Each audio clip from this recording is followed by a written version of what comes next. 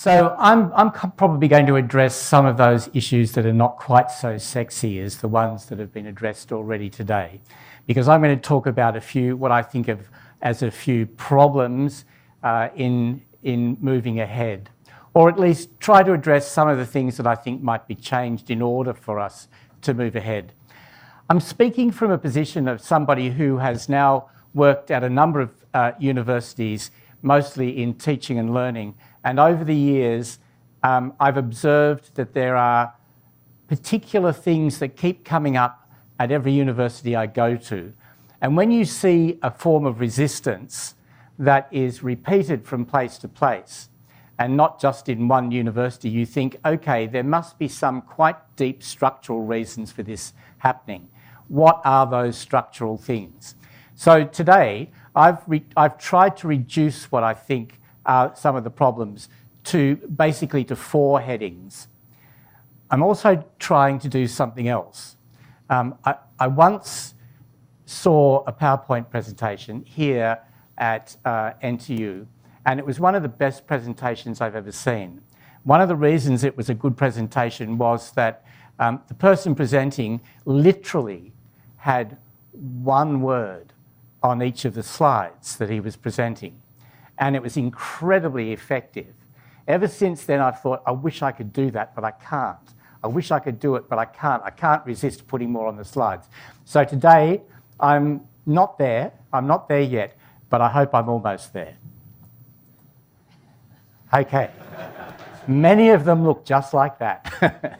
So, one of the things I think we don't talk about enough is what are the kind of institutional conditions that will encourage moving forward in terms of technology-enabled learning? What are the underlying conditions that will encourage experimentation, innovation, and so on? And I don't think those conditions are in place. Now, you've heard today a lot of really good things that people are doing. You saw what Matt was doing at Macquarie. You've seen a lot about what's happening here at NTU, particularly in LKC. But those things are not institution-wide. And in my position, I'm aware that there's still quite a lot of resistance, or there are pockets of resistance, and I think we can learn a lot from those pockets of resistance if we think about them. Some of the issues have already come up in the question time earlier, so I'm going to extend some of what's already been said. First of all, I think it's time for us to reconceptualise our notion of the physical university. Now, I'm going to try to be very short here, but I could frankly go on forever because it's one of my favourite topics. I'm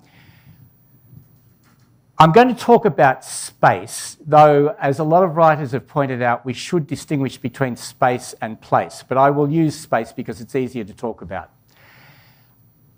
I think that we've moved into a completely different idea of the space that the university occupies. Let's just use this.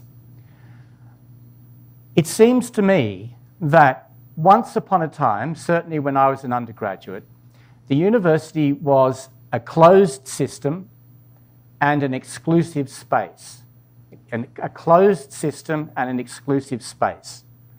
Both of those things were signified by the kinds of classrooms that we had, and I'll show you what I mean in a minute. We are moving now towards a much more open kind of space, particularly in the classrooms, but I don't think we're quite there in our conception of the university and its place in the whole network of learning spaces.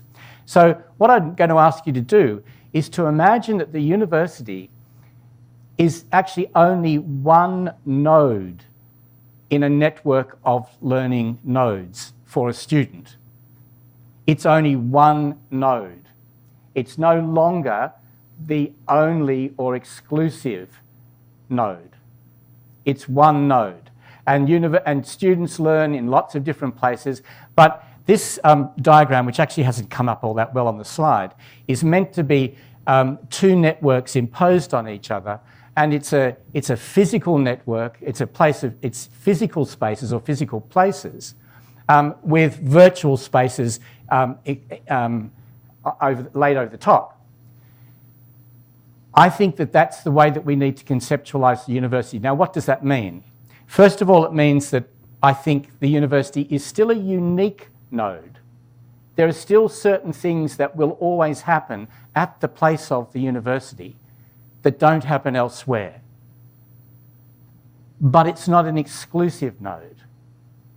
And so when we're building spaces on the university, when we're actually building classrooms, we need to think that we are building a space that is part of a network, not a space that is exclusive. What I mean by exclusive is this.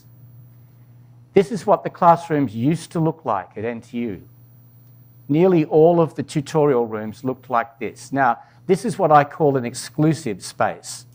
It's closed off from the world. It's structured in such a way that it embodies power relationships. I won't go into that, but I'm sure you can guess what I mean by it. It embodies certain kinds of power relationships. The new rooms that we've got de-centre those kinds of relationships as they should. And I'm asking you to sort of think, well, what happens if you de-centre even further and you de-centre the university itself in order to enter into a world where you can have virtual meetings, where you can use AVR and so on in lots of different ways, and the idea of space is learning space is very different. So I'm just throwing up headings, I'll leave it there. The next one is incentives, rewards and recognitions. This is something I think universities really have to grapple with. I think that we're still stuck very much in the 1960s and 70s. I think we're still very stuck in the way that we put up research and teaching as a kind of zero-sum game. I know it's not meant to be like that, but the plain fact is, the honest truth is that that's the way that most faculty think about it. Not just here at NTU, but everywhere. That if you give more time to teaching, you're stealing time from research. We need to reconceptualise that completely and find a way that we can combine research and teaching and give more importance to teaching, but actually what I'm going to propose is that we give time to we give recognition to a different kind of teaching. And this is something that's already been raised by Naomi very well earlier on. I'm sympathetic here, and I'm not being critical of faculty when I say this, but it does seem to me that if you have gone through doing a PhD in order to become a faculty member, and you have to do that in order to become a faculty member, what you've done is gone through a socialisation period where your identity is tied up with your disciplinary expertise. Now, I get a lot of faculty who say, it's not my job to teach soft skills. I trained as a physicist. I don't agree with the argument, but this is what people say. I trained as a physicist, and they value themselves as physicists to research and publish in physics and teach in physics. We often say to ourselves, why is it that we still have lectures? Well, one of the reasons I think we still have lectures is because every time you get up and do a didactic lecture in front of a bunch of students, what you're doing is reinforcing your expertise in that subject area. It's a psychological thing. You're actually reinforcing your identity when you're doing that. Now, that's a very difficult thing for us to shift. And you're not going to shift it by saying to people, oh, we want you to do more technology-enabled learning. You're not going to shift it by doing that. What you're going to do is shift it if you give an alternative way of valuing that expertise. Reward an alternative way of using that expertise. Don't say the expertise is not important. It is. It will always be important. But what we need to do is to shift the way that we reward it and recognise it. I think this is a really important thing for us to do. It will also help to value teaching much more. I'll come back a little bit to this because I've got another point to add to it. And it's about this, the collaborative use of expertise. When I was first an academic in the 1980s, and for a considerable time afterwards, I did everything myself. I designed the course. Of course, it had to get approved. I designed the course. I'd get all the materials together. And because I'm from Australia and we're very do-it-yourself, I'd even do all the photocopying and everything else. Examine the course, do the marking, present the marks. Everything would be done solo. But that's no longer the case. And it shouldn't be the case.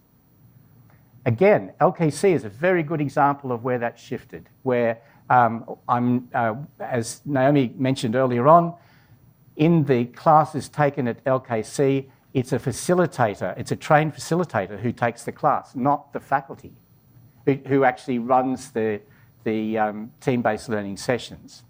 That's one example of what I mean, where teaching, curriculum design and so on is now a matter of teamwork. So at NTU, for example, the teamwork involves my team from TLPD working with people in constructing their course outlines, making sure they've got aligned assessment and outcomes-based teaching and learning. CITS will help them with the design of the technology-enabled part of the teaching and learning, and so on. In other words, the design of a course now at NTU is very much a matter of teamwork. And that's been acknowledged by some of our faculty members. However, the reward system doesn't take account of that. The reward system is still focused on the individual academic. So how can we change our reward system in order to recognise people working in teams? That's one part of this particular point. The other part of this point is that we're encouraging students to work in teams. We've in fact just added something to our assessment policy to encourage teamwork, and not just the product of teamwork, but the process of teamwork. And we're trying to look at, how it is that the development of teamwork skills will actually be assessed so that the assessment is sufficient to encourage students to participate. Why are we not doing this with faculty? We should be doing this with faculty as well. If we're trying to encourage teamwork amongst students, then we should do this ourselves at a point in our history where teamwork seems to be a really good way ahead in terms of technology-enabled learning. Back in 2004, I'm sure many of you know these two researchers and writers, but they have been talking about this very issue, that blended learning requires the blending of different areas of expertise. But institutions often treat these areas of expertise independently and divide responsibility for them into different roles. We can't go on doing that. It won't work if we keep on doing that. So I think we need to find some way to... we talk about interdisciplinarity. This is a form of interdisciplinarity. It's different areas of expertise joining together to create the learning environment. And I think we need to find ways of recognising that. My last point, and I think this very much plays into the things that both Sing-Chi and Matt were talking about, though they use different terminology. And that is, and we've talked about lifelong learning. My question when anybody ever talks about lifelong learning is, yes, it's a desirable thing, but what is actually happening in order to encourage it? The word curiosity has come up a lot of times today, and I think curiosity is something that in the past, we probably all know, we've had experience of it ourselves, that primary, secondary and university education have often squeezed out of us. I think that's a fairly common experience as part of an industrialised education. But I think we all know that that's not sufficient for us to move forward, that what we need to do is to engender curiosity. Now, I'm a believer in the power of research. I think that research has the capacity to engender curiosity, to engender critical thinking, to be innovative, to get people to look at things they hadn't thought about before. And if you look back to the early 19th century at von Humboldt's pronouncements about universities and what they should be, it's often wrongly interpreted as meaning that we should have researchers at university. Actually, what he was saying was very similar to what both Xing Qi and Matt were talking about. Very similar. It was that faculty, although he didn't use that word, of course, but that faculty and students are co-creators of knowledge. Co-creators of knowledge. They're in it together. So my last point here, in terms of making the university future-proof, would be let's get rid of all of the rote learning. Let's get rid of it. Let's begin to treat students, undergraduate students, as researchers, as fellow researchers. I know this sounds a bit radical, but I actually think this is the way forward. To begin to inculcate a kind of research mindset amongst undergraduate students so that they're critical thinkers, they're curious, they're moving forward, and they share in knowledge creation. Those are my 4 points. Thank you.